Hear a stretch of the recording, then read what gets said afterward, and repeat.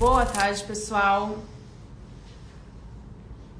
Esperar um pouquinho a galera entrar pra gente começar aqui a nossa live.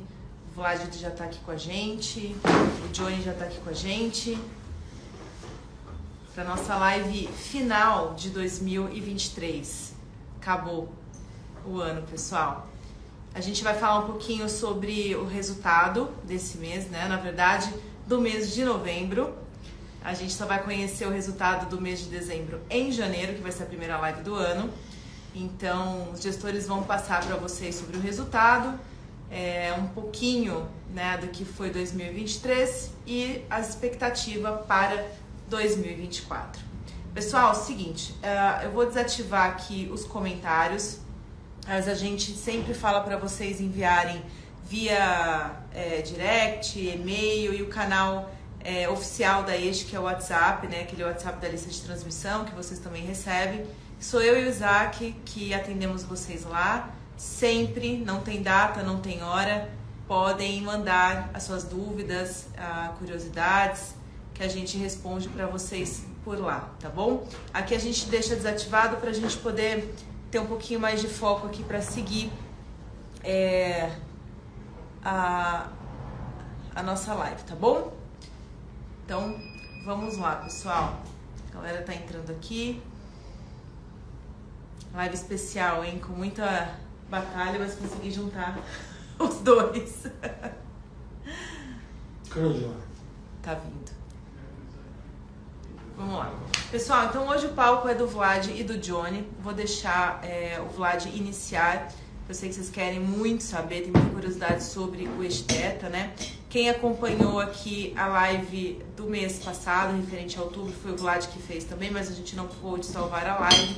Essa a gente já alinhou com o jurídico de deixar aqui pra vocês. E também tem um canal no YouTube pra quem não gosta de assistir pelo Instagram e quiser compartilhar, consegue compartilhar pelo YouTube também, tá bom?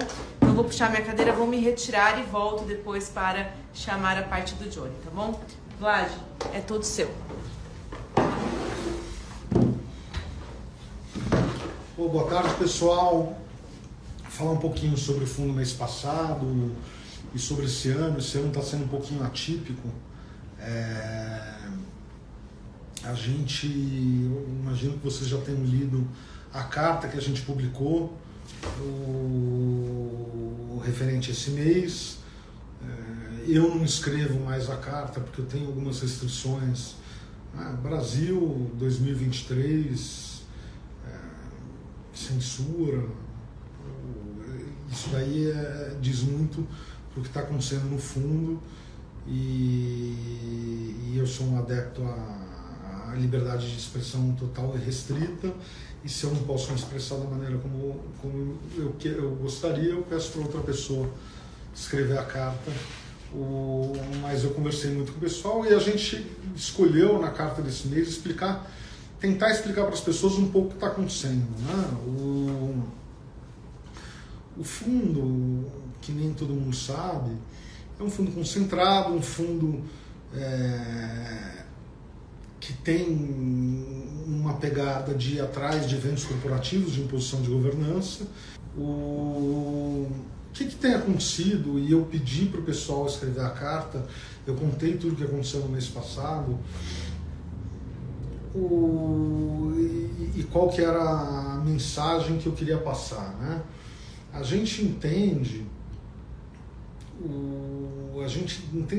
tem uma convicção, a gente se aprofunda muito nas teses, a gente sabe o valor das coisas que a gente está investido, e a única variável que a gente não tem controle é o preço de mercado. Tá? Quem acompanha as coisas sabem que, infelizmente ou felizmente, a gente acaba pisando em alguns calos, e essas pessoas entendem que quem investe no fundo não entende no que está investindo, não vai assistir essa live, ou vai achar que eu estou tentando dar um information e obviamente isso daí nunca vai acontecer. O fundo hoje tem tirando os legal claims, que nem a gente falou, o meu entendimento que são múltiplos do patrimônio do fundo, você tem duas posições importantes no fundo, né? Terra Santa, propriedades agrícolas, tá? E essa daí é uma conta muito fácil de se fazer. Você pega o valor de mercado da companhia, divide por 39.200, que é o número de hectares úteis agriculturáveis que tem, e divide pelo preço da soja. Tá? E daí você tem umas discussões acerca de você usa soja no Brasil, a soja em Chicago. Eu gosto mais de usar soja de Chicago, porque para mim vai prevalecer para lá. No final das contas você tem um range de valores, né? As terras se encontram em Nova Mutum, que é do lado de Lucas do Rio Verde. Se vocês derem um Google e olharem assim, preço de soja em Lucas do Rio Verde, vocês vão ver que saiu de perto de R$118 a saca de soja, foi para, eu vi ontem, estava 124, e a soja de Chicago caiu um pouco e o real se apreciou.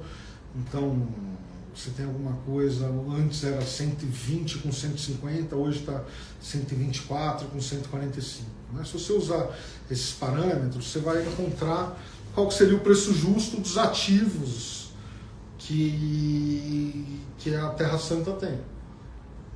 A gente fez um laudo de avaliação, na carta o pessoal achou por bem colocar o valor do laudo, esse laudo do ano passado, e a companhia, com a péssima governança corporativa que eles têm, não fizeram um laudo esse ano, mas se você pegar as proxies, que é Brasil Agro e SLC, a SLC falou que as terras se valorizaram 17%, então faz as contas, né?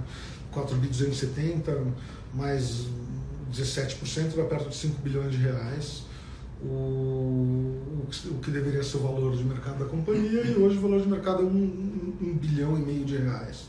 O que está acontecendo? Algumas coisas desagradáveis aconteceram nesse mês, né? Eu tenho... Todos os meus clientes são clientes importantes, tá? Todos os meus cotistas são cotistas importantes, e o canal está aberto para todo mundo entrar em contato, e um desses meus cotistas importantes me ligou para falar que uma pessoa que estava no polo passivo, que está no polo passivo da arbitragem, entrou em contato com ele, falando para ele resgatar o dinheiro do fundo. As ações de Terra Santa estavam perto de R$20 quando aconteceu, hoje está 16. E essa pessoa falou que eles deliberadamente iam derrubar o preço das ações para assustar meus cotistas, etc. E ainda fez ataques pessoais em relação à minha pessoa, à minha família. Eu acabei descobrindo quem foi a pessoa que fez isso. Eu fiz uma ligação cordial para a pessoa, ele falou coisas desagradáveis a respeito da minha esposa e da minha mãe. Eu convidei ele para jantar com minha esposa na casa da minha mãe. Vamos ver se vai, né? Gestor de um fundo aí de bilhões de reais, trabalha com o ex-presidente do Banco Central e fica ligando para cotista para ficar falando mal. Isso daí, o que mostra isso para mim? Além de me deixar além de achar que isso daí é uma atitude extremamente deselegante, né, mostra que as pessoas estão desesperadas. Tudo que eu falei desde o começo vamos para o mérito. Uma vez que a gente trabalha com fatos, que a gente trabalha com estudos, que a gente trabalha de uma maneira ética, que a gente trabalha de uma maneira leal, eu nunca vou ligar para um outro lado para tentar prejudicar o cara, para tentar... Imagina, eu ligar para o cotista desse cara que tem um passivo potencial de 600, 700 milhões de reais, mais o prêmio, vai quase 1 bilhão de reais. Eu podia ligar para os endowments lá nos Estados Unidos e falar assim, o cara não está sendo muito legal, não sei o quê. O cara não quer fazer isso, quem sou eu para fazer? Entendeu? E eu não tenho interesse nenhum em prejudicar o cara. O nosso entendimento é que o direito é bom, que o ativo que a gente tem era barato, hoje está preço de banana, está ridiculamente barato. E fica claro, a gente começa a entender o porquê que tem essa dinâmica de preço. Incomoda, deixa chateado, putz, um pouquinho, né? Eu acho que deixam vocês mais chateados do que eu,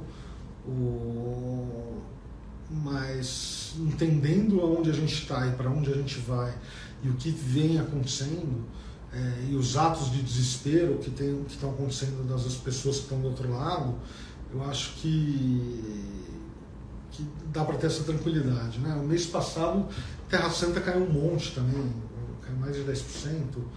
E o fundo tem uma concentração maior em Terra Santa, daí tem posições longas e posições short, tem 2 posições short, mas sendo que uma é pura e simplesmente um hedge, e a outra tem uma questão, e eu vou falar um pouquinho sobre isso. E você teve uma apreciação nas ações de Gafisa, né? A Gafisa, a gente tem uma disputa societária, onde você tem uma questão. Eu acabei de sair de uma reunião com uma pessoa do mercado de incorporação aqui, eu estava explicando que as pessoas ficam falando os problemas da Gafisa, os problemas do balanço, né? A dívida, o resultado, como faz, o que acontece, o que não acontece. E eu expliquei para essa pessoa que, mas injetaram 1,5 bilhão de reais na companhia nos últimos 4 anos. Né? Ela não deu um prejuízo nesse último ano, e até estranho, né? Essa conversa que eu estava tendo era acerca de um atraso das obras que estão tendo nos empreendimentos no Rio de Janeiro, no Oceano, no Canto, e a partir do momento que você termina essas obras, você começa a ter uma aceleração do resultado da companhia. Mas isso daí não vem ao caso, e eu virei para a pessoa e falei assim, mas as pessoas estão olhando isso, se foi injetado 1,5 bi na companhia e ela vale 400 milhões de reais, e um mês atrás ela estava valendo 250, né? Para onde foi esse resto do dinheiro?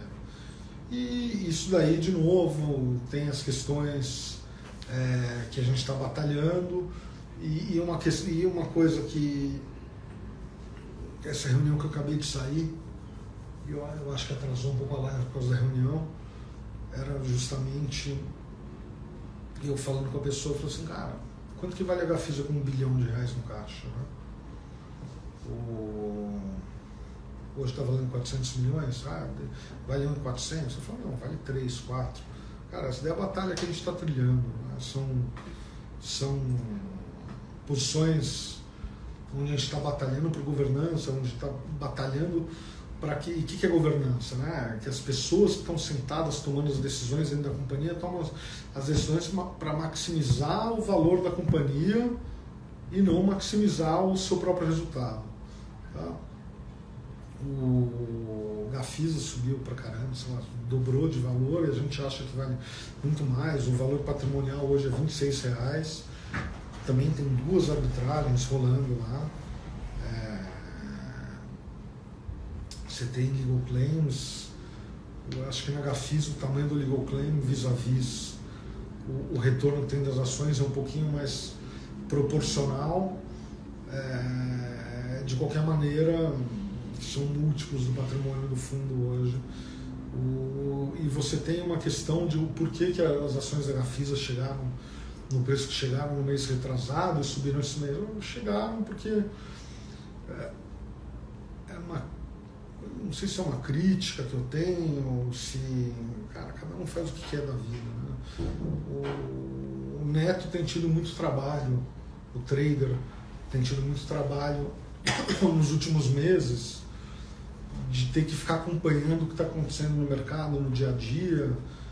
A gente fez uma série de denúncias, não só na CVM, mas na Polícia Federal, no Ministério Público Federal, acerca do que está acontecendo. A gente entende que existiu e existe um ataque coordenado das pessoas que estão sendo cobradas em relação ao fundo, porque eles têm medo de ir para o mérito.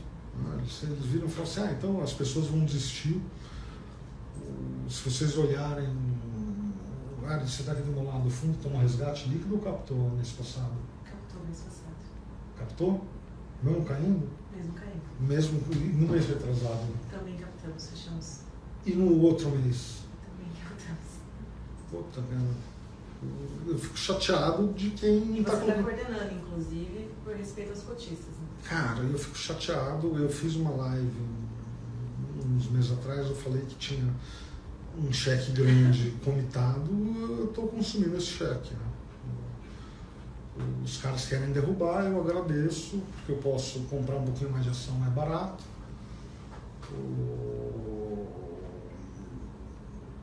Enfim. Que nem disse, como que é o nome daquele ator?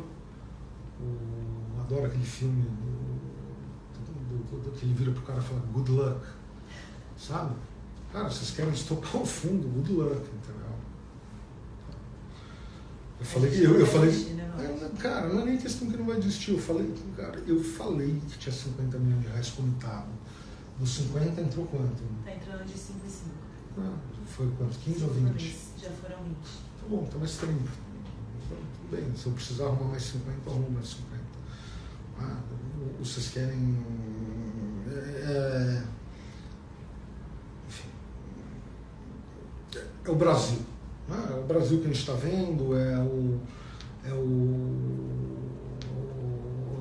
os caras que fazem dancinha para ação, que acham que a ação responde a dancinha, que é os manipuladores de mercado, os caras que chegam e compram holding compram holding com 80% de prêmio em relação à soma das partes. Tá? Enfim, esses caras são os caras que ao meu ver, que a gente denunciou, e que a Polícia Federal e o Ministério Público Federal e a CVM estão apurando para ver se eles estão de fato ou se eu sou louco. Né? Às vezes eu sou louco e tenho mania de perseguição. Todo gênio é chamado de louco na história. E daí a gente chega na questão da Mobile, né? Que eu nunca falei sobre Mobile. Vou falar um pouquinho aqui.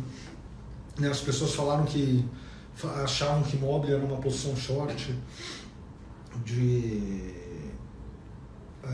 por uma questão pessoal. Assim, as pessoas que me conhecem de perto, quem vê o dia a dia aqui, sabe, eu fico puto, nossa, que absurdo, então alguma decisão de investimento baseado nesses sentimentos, nenhuma, né?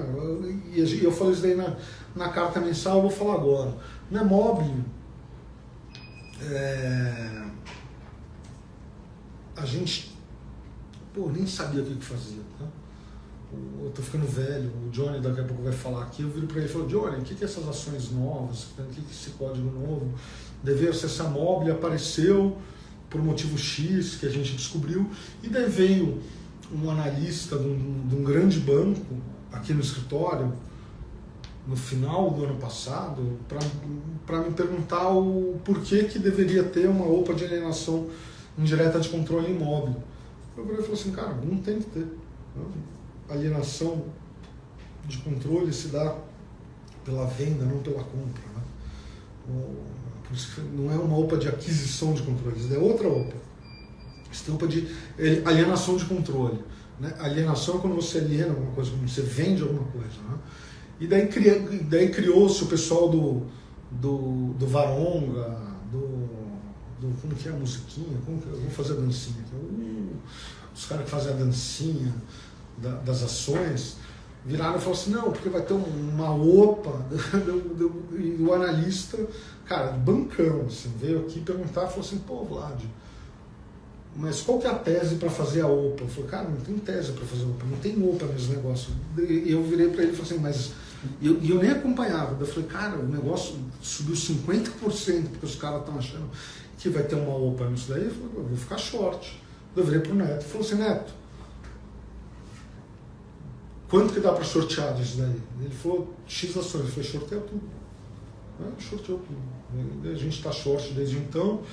Daí o resultado, obviamente, você começa a criar narrativa, né? São as pessoas que querem viver de narrativa, os manipuladores de mercado, que vivem de narrativa, de M&A em M&A, que nunca vai acontecer. O Johnny está dando risada aqui, eu vou falar o que eu falo direto. O papel caiu, e daí quando o papel caiu, vamos zerar. Eu falei, putz, mas a empresa é tão ruim, cara, que eu quero ficar short. Daí os caras chegaram, vamos lá, vou falar os caras, né? eles chegaram e fizeram uma valorização de, cara, saiu de R$1,80 para R$4,80. A gente denunciou isso daí. Você tem uma gestora que fez mais de 80% dos negócios desse ativo em um determinado mês. Puta, coitado do cara. Acho que. Enfim.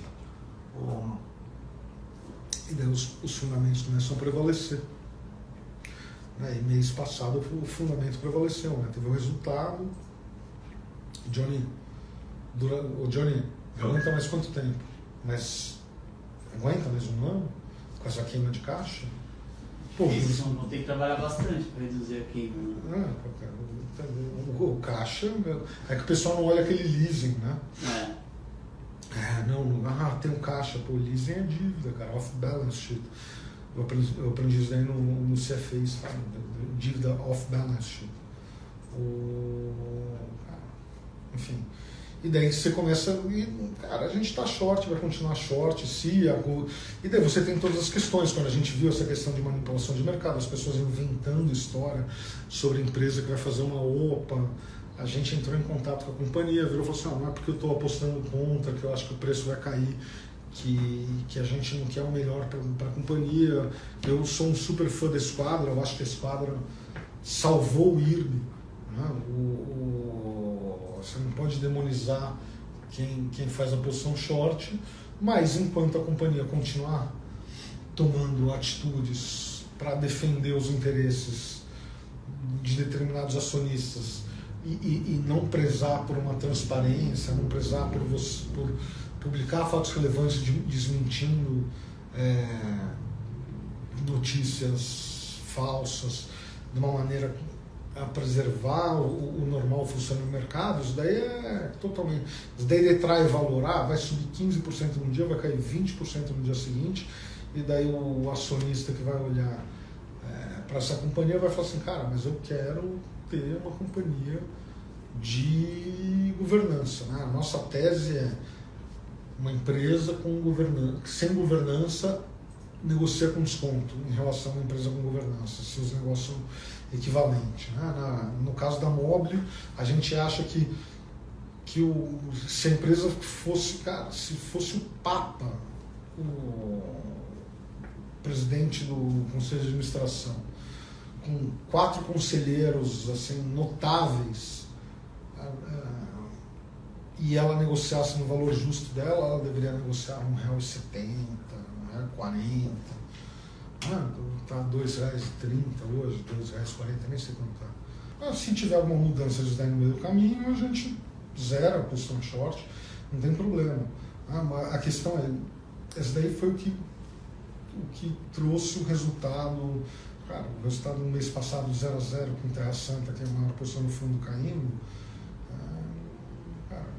mostra que as nossas análises fundamentalistas, essas questões de governança podem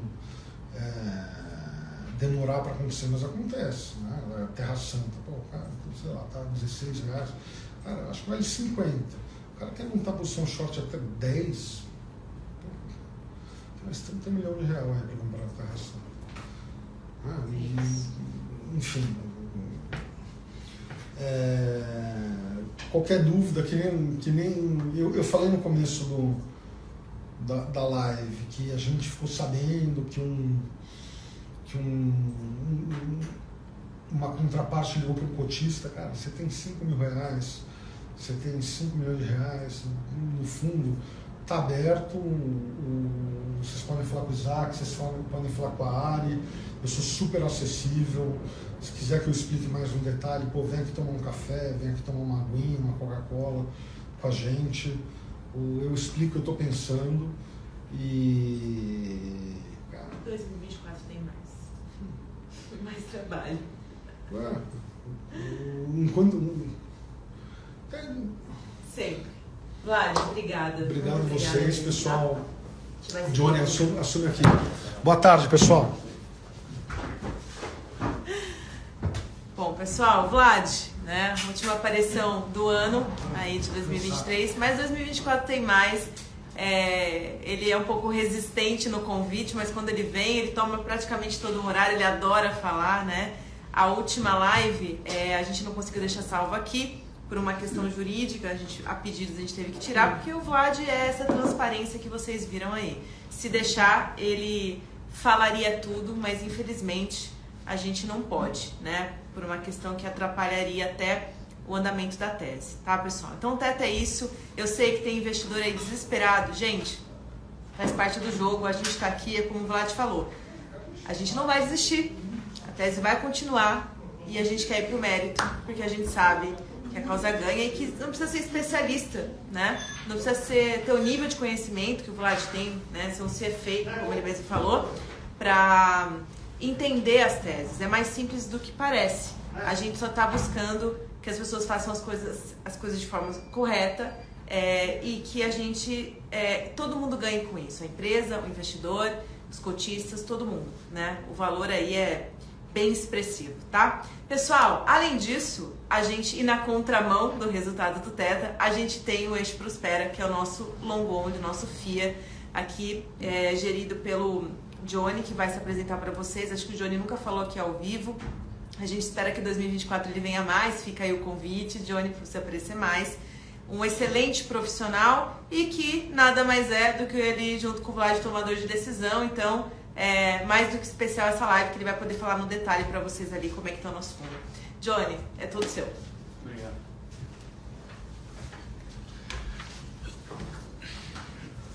Pessoal, boa tarde. Como a Ariane falou, me chamo Johnny, faço parte aí da gestão do Eixo Prospera, principalmente da parte de research, né?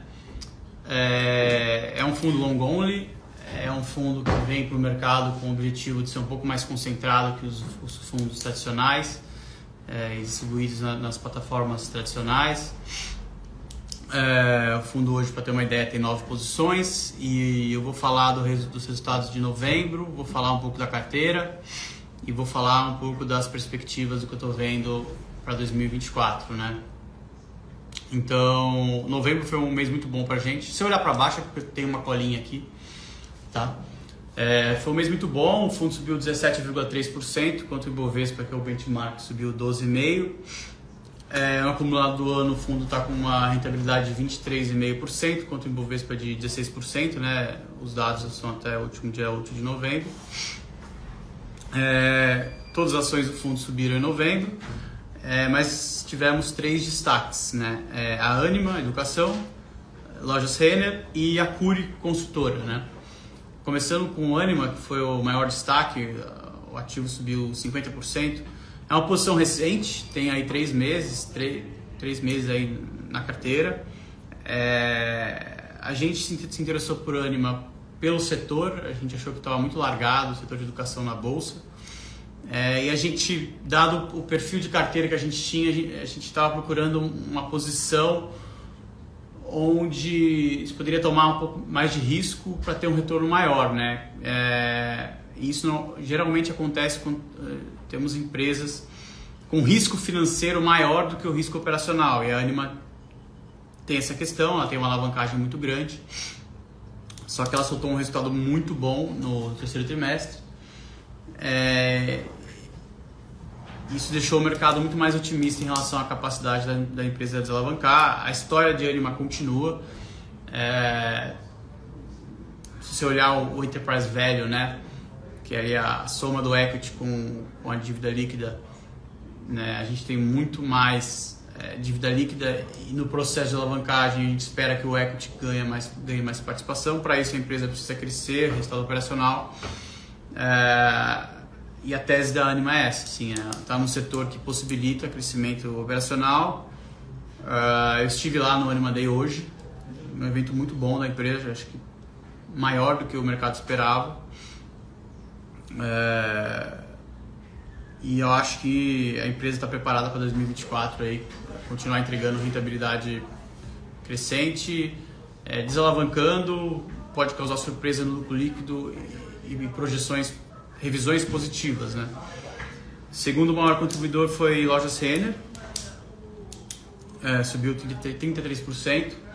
E aqui é uma tese diferente, uma tese ali de mudança de narrativa para quem acompanha o fundo. Nós temos loja sênior faz tempo já, desde o começo do ano. E a gente não vou esconder, sofremos um pouco essa posição, mas era uma posição média pequena no fundo, né? Porque a gente não estava tão animado com o setor, principalmente por conta de custo de capital, cenário macro. O mercado começou a colocar uma narrativa na empresa muito forte sobre concorrência, né, com players aí asiáticos mais focados no e-commerce. E aí a gente acompanhou isso, estudou bastante. O preço da ação sofreu, mas aí que está o valor da gestão ativa, né? Assim, a gente fez várias projeções ali sobre queda de crescimento e rentabilidade. A gente entendeu que o mercado estava exagerando e a gente aumentou, então virou uma posição grande no fundo e virou assim antes de novembro, né? Então a gente conseguiu capturar toda essa alta com uma posição maior, então isso aumenta a atribuição de performance. A gente continua com loja sênior. Agora o mercado vai exigir mais melhora de rentabilidade por conta ali dos investimentos que eles fizeram em centros de distribuição, mas é uma empresa que está com um balanço forte e pode surfar bem aí o ano de 2024. Por último destaque aí a gente tem Cury, subiu 18% no mês. Cury, que para quem não conhece, é uma construtora focada no Minha Casa Minha Vida, então apartamentos aí de 250, 300 mil reais por unidade. É uma empresa que fez IPO há 3 anos e chamou a nossa atenção pela capacidade que a empresa tem de entregar seus projetos com uma consistência de rentabilidade incrível. Ela consegue também explicar melhor para o mercado o modelo de negócio dela. Estive com a empresa 1 mês atrás e me surpreendi. É uma empresa que consegue crescer muito sem usar tanto capital, até pela dinâmica do setor. E a gente está animado com os próximos anos do Minha Casa Minha Vida. Ela vai conseguir entregar projetos relevantes. Ela tem uma vantagem competitiva na compra de terrenos, né, que é super importante para qualquer construtora. E além disso, ela paga proventos recorrentemente. Então, ela está na agenda dela priorizar o acionista, né? Então, é uma posição que a gente carrega. A gente também acabou aumentando e isso contribuiu aí para a performance do fundo. E aí, falando assim sobre 2024, né? O fundo hoje, como eu falei, está mais descorrelacionado com o Ibovespa. Não temos Petro, não temos Vale, não temos bancos. Estamos mais otimistas com setores cíclicos. Então, isso vem muito por conta da nossa expectativa de queda de juros. Isso beneficia setores com capacidade de investimento mais rápido. Então, eu vou dar um exemplo. Uma varejista abre uma loja muito mais rápido do que uma empresa vai abrir uma usina, né? E isso acaba chegando no resultado lá da empresa, no resultado financeiro, com uma forma mais rápida. Isso tende a surpreender o mercado para essas empresas aí que conseguem investir de forma mais rápida, com o custo de capital caindo, né? Elas vão ser incentivadas a investir mais. Sem falar da demanda dos consumidores, que tende a aumentar também com um cenário de crédito melhor. Isso deve beneficiar setores mais cíclicos. Então, a carteira hoje está estruturada para ter esses setores mais cíclicos e ficar fora, sim, praticamente fora de commodities, tá? Acho que é isso que eu tinha para falar hoje. Queria agradecer a atenção de vocês. Vou tentar aparecer mais aqui para falar sobre o fundo. Para quem não conhece, a gente divulga a carta mensal, a gente fala um pouco de cenário na carta, a gente fala sobre as nossas posições, né, sobre teses. Enfim, se quiserem também me alcançar aí, podem chamar os comerciais. A gente pode vir aqui no escritório, conversar sobre as empresas, sobre o que a gente está estudando, né? Isso é importante também. E vai ser um prazer receber vocês. Obrigado, pessoal. O Isaac vai dar as palavras finais aqui. Obrigado, Johnny. Bom, pessoal, então é isso. Até como o Johnny ressaltou agora no final, é bem importante vocês acompanharem os conteúdos que a gente manda, principalmente as cartas, né? Porque são conteúdos onde a gente traz muita coisa. Hoje a live acabou sendo um pouquinho mais longa, até por conta dos dois gestores entrarem aqui falando, mas de forma geral aqui na live a gente vai trazer um panorama bem geral. Então as cartas são conteúdos bem mais completos, tá? Então é importante que vocês acompanhem. E também aqui só reforçar, né? Acho que é óbvio, mas só pra gente reforçar, o Vlad falou que ele não escreve mais as cartas, mas é óbvio que ele senta com os advogados, né? E aí ele traz o que ele quer que apareça na carta e os advogados colocam num formato onde a gente consiga expor, né? Que tem muita coisa que é estratégica, a gente não pode falar no primeiro momento. Então, basicamente é isso, pessoal. A gente agradece aí o tempo de vocês. Vamos disponibilizar a live aí nas nossas redes aí para quem não conseguiu pegar desde o começo. E a gente está com os canais abertos aí à disposição, direct, LinkedIn, e-mail, o nosso site também, a lista de transmissão, ou melhor. Então a gente está à disposição, a gente sabe que é muito importante ter essa proximidade com vocês. E aí, tendo dúvidas, é só entrar em contato. A gente agradece aí o tempo de vocês e até breve.